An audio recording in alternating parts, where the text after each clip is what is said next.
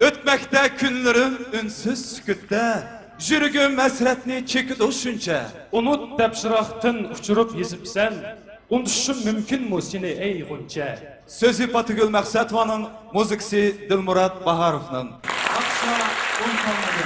Sahtiga diyar topunu taklif qilamiz. Merhamet.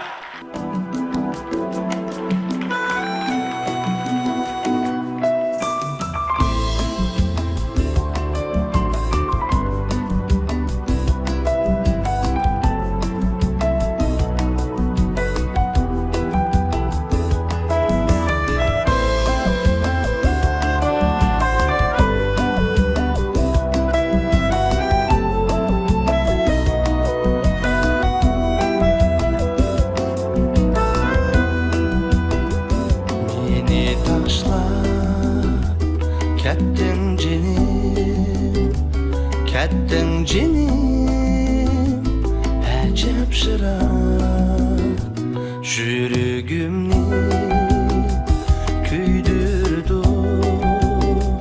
Küydürdü Söygü pırak Günler ötdi Aylar ötdi Yolum kara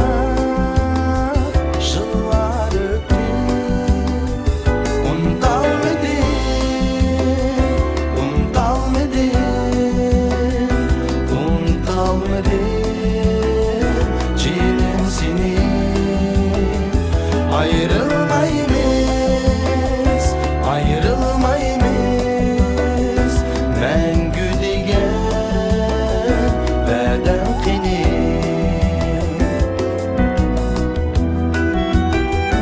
Aydın gecə Seylə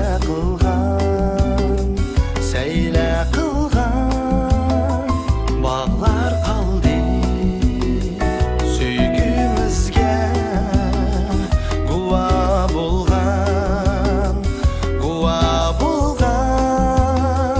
Dağlar qaldı Həm dəsləb ki Muhabbetin O dünyada